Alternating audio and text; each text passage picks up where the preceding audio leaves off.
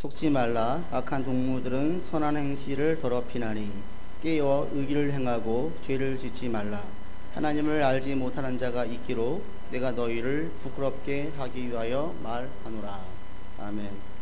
지난 2주에 걸쳐 가지고 그 사후세계를 믿는 사람과 믿지 않는 사람, 꼭 기독교만이 아니어도 불교든지 다른 종교든지 사후세계를 믿는 사람과 믿지 않는 사람의 가장 큰 차이 중에 한 가지가 사후세계를 믿지 않는 사람들이 훨씬 더 많은 죄를 지을 수밖에 없고 탐할 수밖에 없고 탐욕에 빠질 수밖에 없다. 그래서 그 탐하는 마음이 많은 죄를 저지를 수밖에 없다라고 말씀을 드렸습니다. 오늘 본문에서 바울도 똑같은 이야기를 33절에 또 하고 있죠. 속지 말라. 악한 동무들은 선한 행실을 더럽힌다 라고 이야기하고 있어요. 왜 그러냐? 그들 가운데에는 부활이 없다 라고 얘기한 자들이 있다라는 거죠. 29절에 보시면 죽은 자들이 도무지 다시 살아나지 못한다라고 믿는 자들이 그들 가운데 있었고, 이것들이 어떤 삶에 영향을 끼치냐면 결국에는 선한 행실을 더럽힌다라는 거예요. 일반적으로 그렇습니다. 선행, 좋은 행실에 대한 이야기를 할 때 어느 종교를 가졌든지 간에 사후세계를 믿는 사람들과 믿지 않는 사람들을 볼 때 보편적으로 보면 사후세계를 믿는 사람들이 선행을 행할 확률이 훨씬 높지요. 그렇죠? 그 다음 생에 어떤 식으로 태어난다 그러면 내가 선을 쌓아야 된다 이런 마인드가 있는 거예요. 그러나 죽고 나면 끝이다, 아무것도 없다, 이런 사람들은 본질적으로 여기에서 다 누리고 싶어 하는 거예요. 이게 끝이면 내 때에 내가 모든 것들을 다 누려야 되는 거예요. 내가 다 만족해야 되는 거예요. 내가 다 만끽해야 되는 거예요. 그러다 보니까 세상 사람들과 경쟁하고 내가 누리려고 하다 보니까 이 땅에서 선행에는 관심을 쏟을 여력이 없지요. 오늘 본문에서 바울이 이제 부활을 믿지 않는 자들 가운데에는 그런 문제가 있음을 언급하면서 오늘 부활에 대한 중요성을 다시 이야기합니다. 올바른 부활신앙에 대해서 이야기하는데, 부활신앙을 들어가기 전에 부활신앙을 가지고 있음에도 선행에 전혀 관심이 없는 이들이 있어요. 그게 누구냐면 잘못된 종말관을 가지고 있는 자들. 저도 제가 고등학교 때로 기억을 하고 있는데 그때에 그 이장님이라고 하는 종말론자가 있었어요. 곧 주님이 오신다. 막 난리가 났어요. 그때 한국 교회 전체에 큰 영향을 끼쳤어요. 직접적으로 간접적으로. 그분 책을 사본 분들도 엄청 많고, 저도 저희가 사는 지역에 한번 온다고 해서 제가 그때 고등학교 때 친구랑 둘이 갔어요. 근데 기억나는 게 그 아이들 이야기를 참 많이 하더라고요. 아이들이 기도하다가 천사를 만나서 천사 이야기하고 천도 갔다 온 이야기하고 막 그런 이야기를 해요. 저는 들을 때 상당히 실망을 했어요. 너무나 좀 비현실적인 것 같고, 또 정말 너무너무 어린 아이들의 그 이야기들만 가지고 막 이야기하는데 그게 와닿지 않았어요. 근데 그로부터 몇 년 지나지 않아서 이 검찰이 그 집안을 다 압수수색을 했더니 엄청나게 많은 달러와 현금 다발이 나오더라는 거예요. 자신은 사람들한테 주님 오시니까 종말 준비하라고 적금 다 깨게 해놓고는 정작 본인은 그 돈 다 집에다 갖다 놓고 떵떵거리면서 호의호식 하고 있는 거예요. 이게 전형적으로 잘못된 종말론을 가지고 있고 가르친 자들인데, 잘못된 종말론을 가진 사람들은 어디에 초점이 있냐면 언제 주님이 오시는가에 초점이 있어요. 근데 성경은 언제에 초점을 두라고 이야기하지 않는데 잘못된 종말론자들은 언제 오시는지에만 초점이 있어요. 그러니까 언제 오실지에 대한 준비를 해야 돼서 그날이 다가오면 깨끗한 하얀 옷을 입고 계속 예배만 드리면서 준비하자는 거예요. 그게 그들의 얘기였어요. 그러다 보면 자연스럽게 현실은 어떻게 살아야 되는지, 현실 행실이 어떠해야 되는지는 관심이 없죠. 전혀 관심이 없어요. 근데 이것은 잘못된 종말신앙, 잘못된 부활신앙을 가지고 있는 자들입니다. 올바른 부활신앙은 여기에 관심을 두지 않아요. 성경에서는 이것을 이 언제라는 것을 이야기하지 않아요.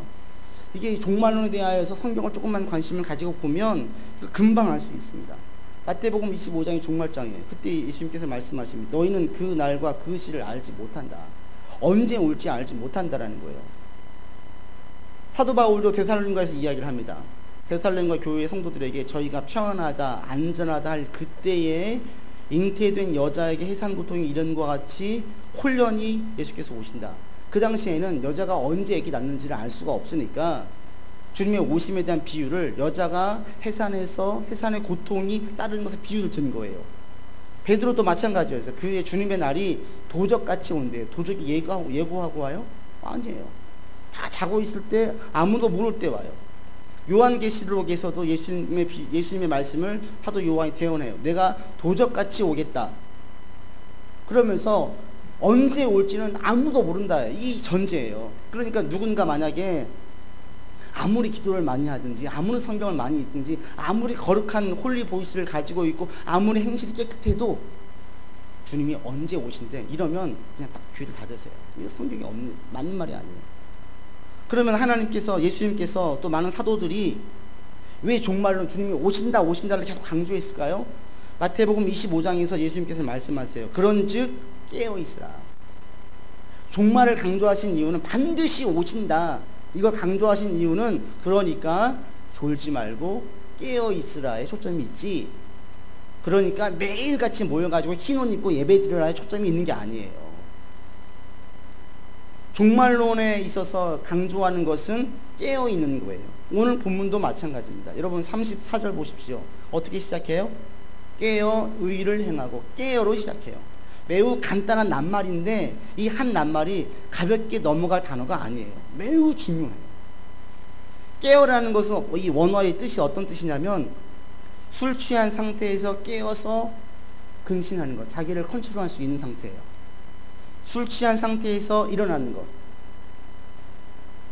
우리가 술에 취하면 주로 어떻게 해요? 부끄러운 일들 많이 해요. 특히 한국 사람들은 정말 그냥 술독에 푹 빠지도록 그렇게 술을 마시는 게 문화로 자리 잡아 있어서 지금은 많이 개선되긴 했지만 과거에 이게 너무 심해서 술 취하면 많은 부끄러운 일들과 창피한 일을 했어요. 그러다가 술에 깨면은 그 일을 부끄러워하는 거예요. 우리 한국 교회에서 되게 슬픈 일이 있잖아요. 술과 담배를 신실할수록 금하고 안 하길 원해요. 왜 그래요? 다른 나라에서는 술과 담배에 대해서 우리나라만큼 예민하지 않아요. 처음에 우리나라에도 복음이 들어왔을 때에는 술, 담배 얘기를 안 했어요. 그런데 선교사님들이 보니까 그렇게 신실하던 성도가 잘 신앙에 성장하고 있던 성도가 술이 한번 들어가면 갑자기 심하게 말해서 망나니가 되는 거예요. 추태도 그런 추태가 없이 추태를 부리는 거예요. 그리고 술이 깬 다음날 어김없이 찾아와서 선교사님 죄송합니다. 목사님 죄송합니다. 이러는 거예요. 술만 안 마시면 잘 갈 사람이 술을 마시면 자기 몸을 이기지 못하도록 술을 마셔서 너무너무 부끄러운 짓을 많이 하고 그것 때문에 한참 동안 힘들어 하다가 다시 일어서는 경우들을 자꾸 반복하는 것들을 보고 나니까 안 되겠다. 그래서 술을 금했던 거예요. 이 바울이 말하는 깨어의 의미가 바로 이런 의미예요. 그렇게 부끄러운 일을 많이 하다가 깨어나니까 그때가 너무 부끄러웠던 거예요. 술 취했을 때는 부끄러운지 몰랐어. 깨어나니까 부끄러운 거예요. 이런 것처럼 너희가 깨어 있으라는 거예요. 우리는 뭐에 깨어 있어야 돼요?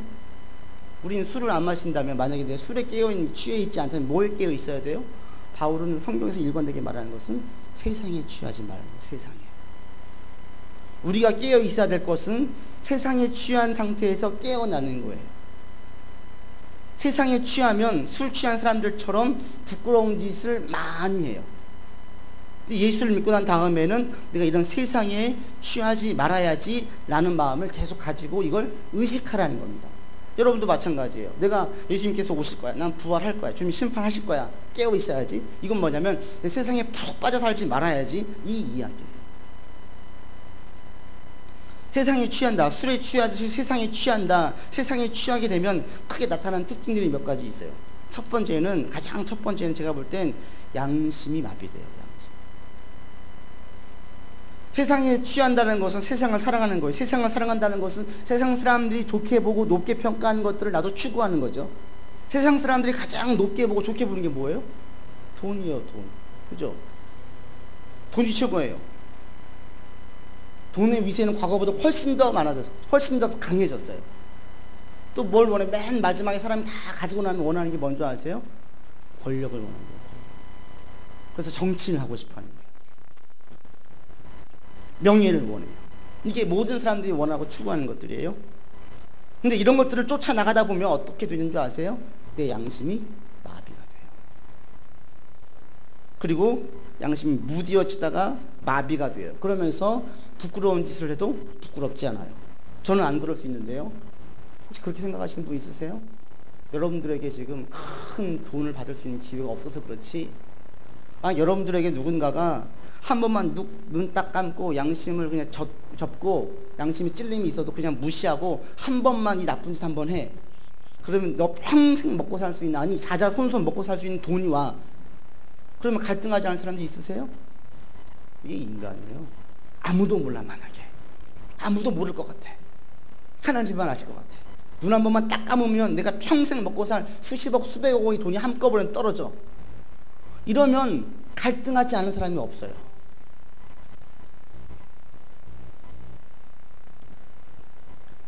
이렇게 되어져서 한 번 양심에 무디어지고 한 번 더 눈을 감게 되어지고 조금 더 돈을 벌기 위해서, 조금 더 이득을 얻기 위해서 가다 보면 나도 모르는 사이에 양심이 무디어지고 양심이 마비돼요.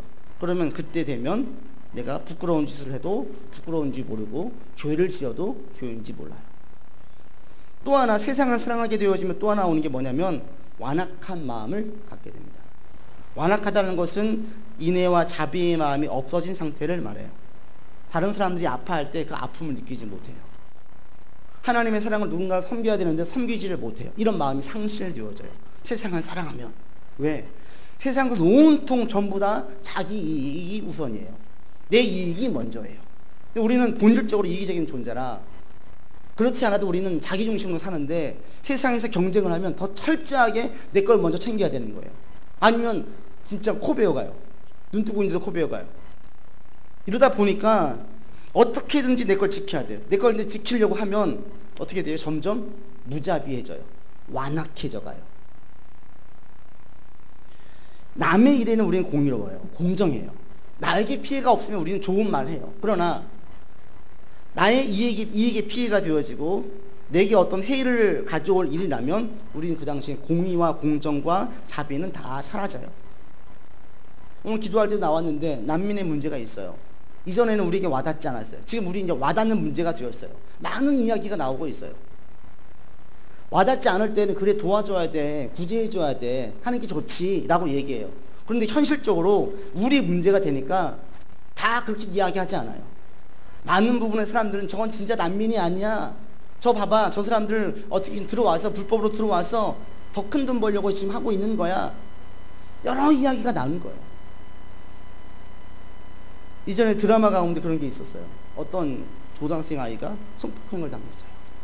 근데 그거를 지나가던 아주머니가 보고 그 아이를 설득해서 경찰에 신고하게 했어요. 아이는 부끄러워서 어떻게 할지 몰라하는데 그 아줌마가 안 돼, 이건 해야 돼 해서 아이를 설득해서 경찰에 신고했어요. 잡고 보니까 그 가해자들 중에 하나가 자기 아들인 거예요.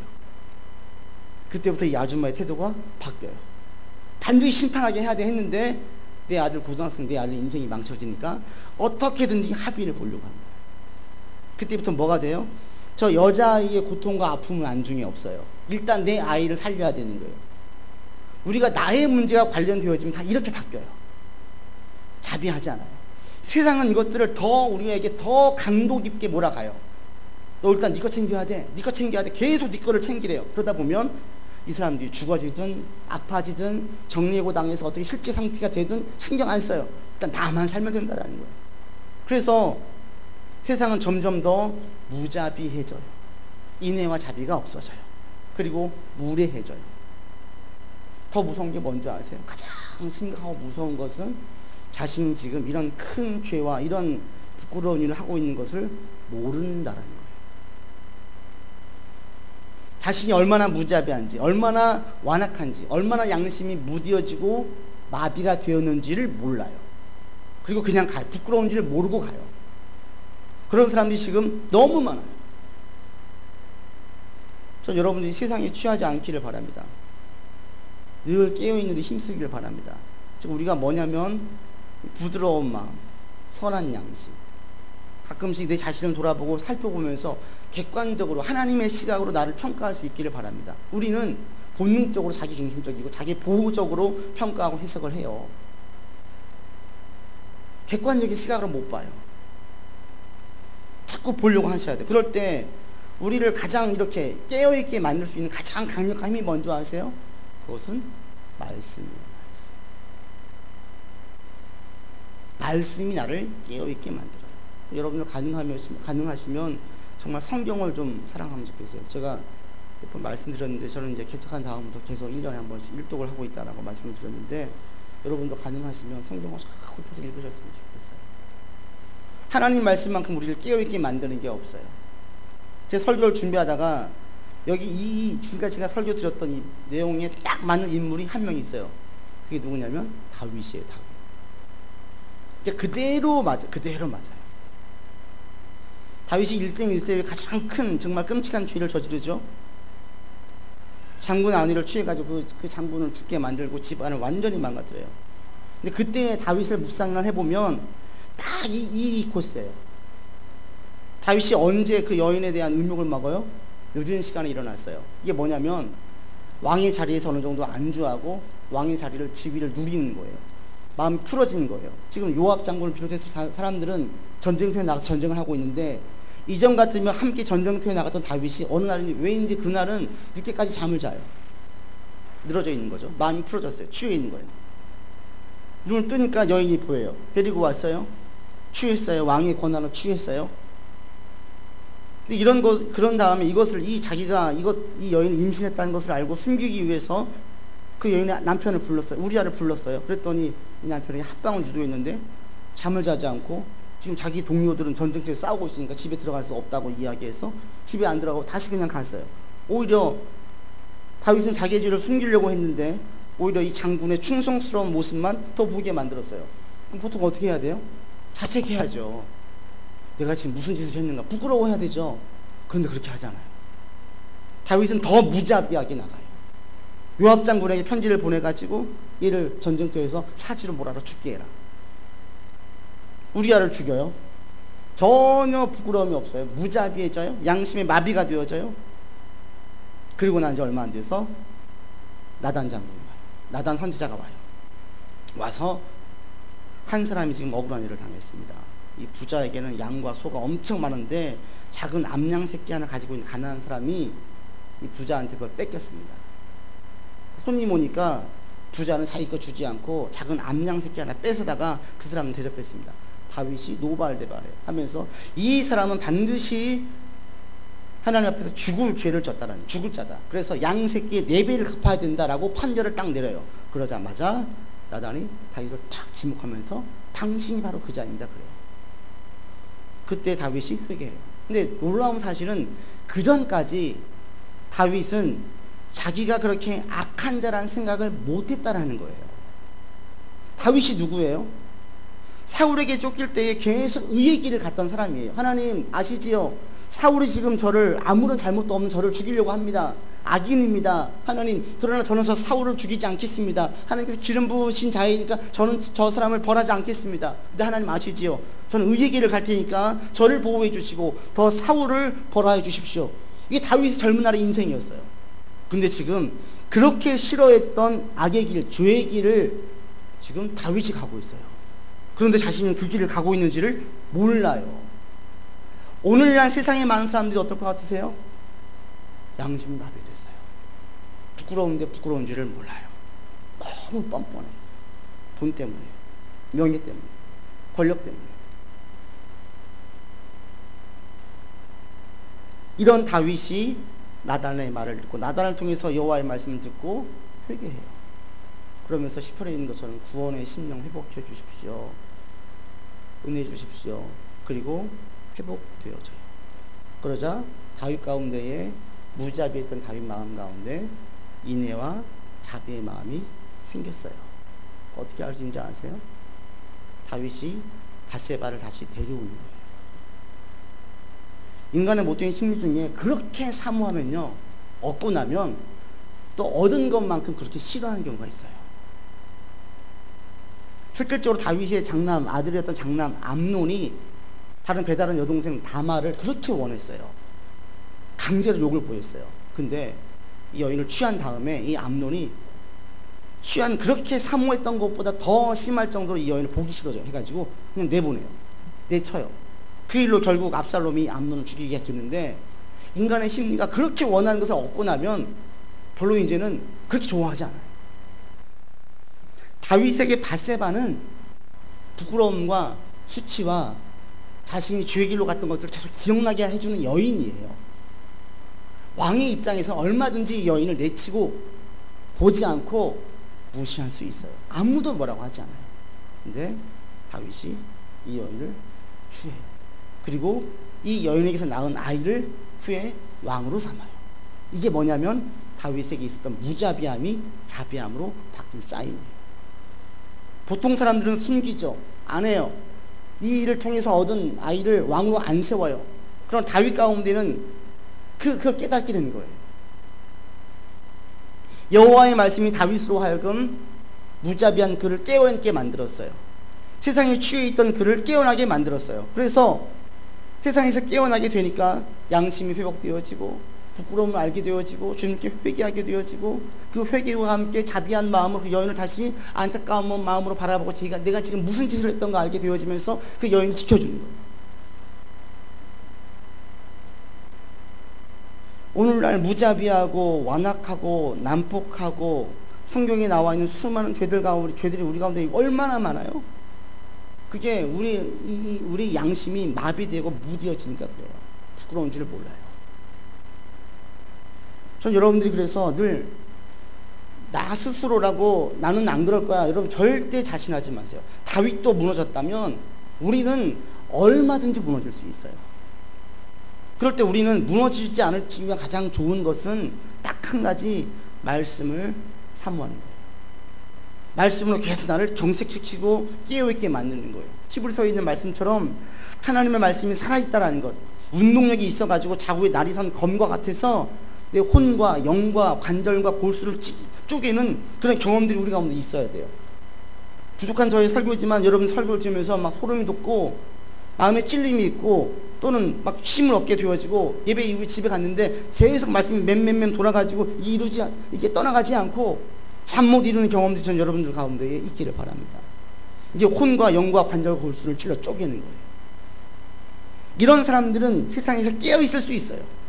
그리고 우리는 깨어 있어야만 해요. 왜? 깨어 있지 않으면 양심이 마비되고 의인의 길이 아닌 죄인의 길을 그냥 겁없이 막 가기 때문에 그렇습니다. 여러분 말씀을 사모하세요. 여러분 가운데 말씀에 완전히 사로잡혀지는 경험이 좀 있었으면 좋겠습니다. 저희도 그런 경험들이 있어요. 한동안 말씀을 저녁에 잠잘 때 못 읽었어요. 막 흥분되고 떨리고 이 말씀이 저희 정신을 맑게 해가지고 잠 못 잔 적들이 있어요. 한동안 저녁에 잠잘 때는 성경을 못 보았어요. 설교를 들 때 저는 예전에 설교를 들 때 항상 쓰고 계속 참고했었어요. 저는 여러분들 그랬으면 좋겠습니다. 저의 말이 맞는지 안 맞는지, 제가 했던 메시지가 여러분 가운데 와닿았으면 이게 어떤 부분이 와닿았는지, 이것이 내 삶에 어떻게 적용을 해야 되는 것인지 자꾸 고민하고 씨름하고 말씀 가지고 하면 저절로 깨어있게 되어져요.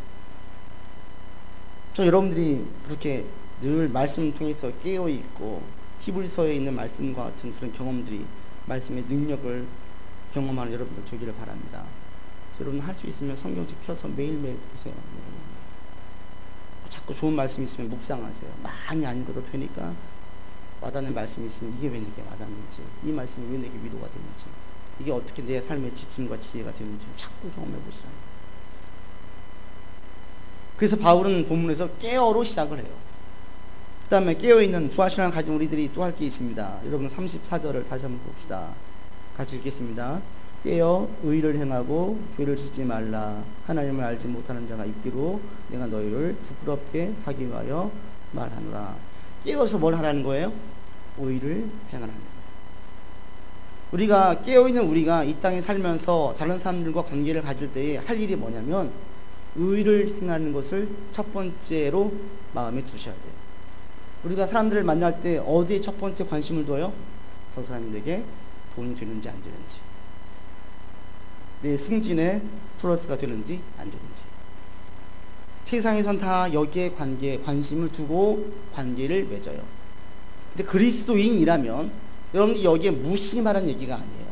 그리스도인이라면 이것을 첫 번째에 두지 말고 하나님의 의와 관련이 있는지 없는지, 하나님의 의를 이루는 일인지 아닌지, 이게 지금 큰 돈이 될 만한 일인데도 불구하고 이것이 하나님의 의에 있어서 완전히 반대되어지고 양심의 찔림이 있고 이걸 죄를 짓는 것으로 보여진다면 그 당시 우리는 스탑할 수 있어야 돼요.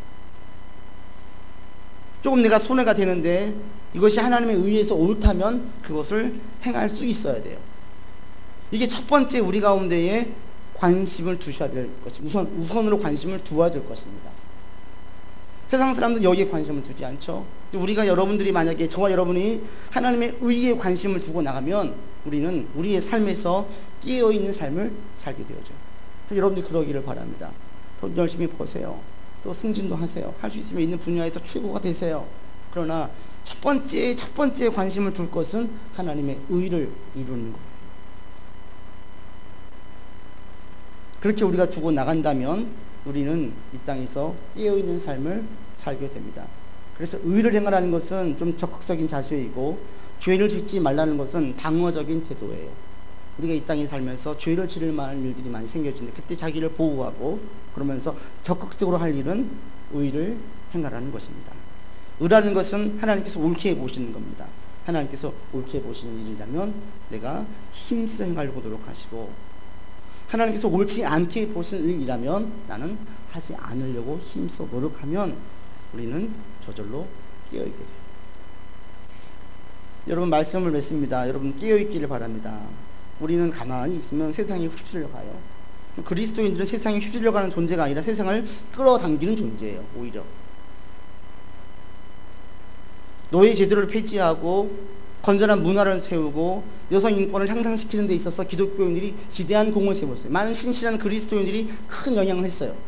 그게 시대에 거슬리는 일들이었어요. 그 당시에 영국에서 미국에서 노예제도가 폐지되어졌던 것들은 그 시대에 거슬렸던 많은 사람들이 요구했던 것은 반대되는 일이었어요. 누가 했냐면 신실한 그리스도인들이 이것을 이끌어갔어요.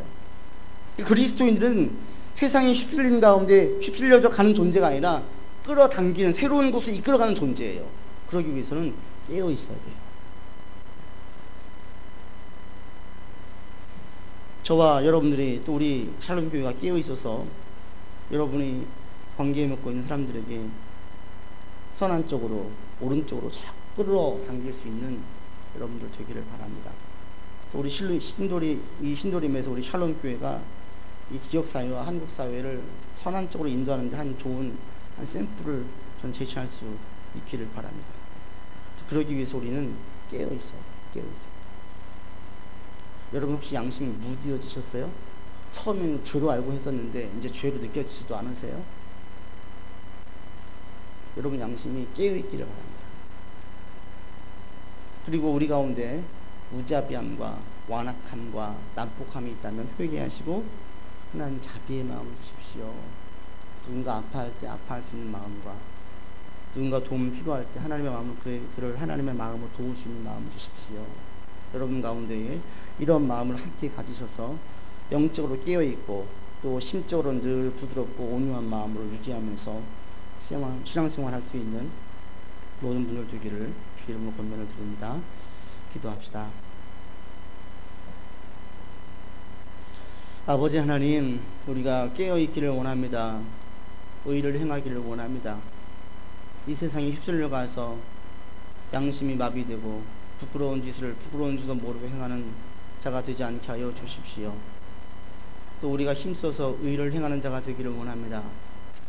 하나님의 의를 행하여 하나님의 나라가 이 땅 가운데 임하는 것을 보게 하시고 이 시대에 대다수의 사람들이 죄를 저지르고 부끄러운 줄 모르고 살아가는 이때에 우리가 그들의 양심을 책망하고 깨울 수 있는 삶을 살 수 있기를 간절히 원합니다. 아버지 보시기에 합당한 여러 가지 일들이 우리를 통하여서 일어나기를 원하오니 주여 인도하여 주옵소서. 이번 한 주간도 우리의 삶을 깨워주시고 무뎌지지 않게 하시고 주의 말씀이 내 심령 골수를 쪼개는 역사가 있도록 인도하여 주옵소서. 우리 구주 예수 그리스도 이름으로 기도드립니다. 아멘.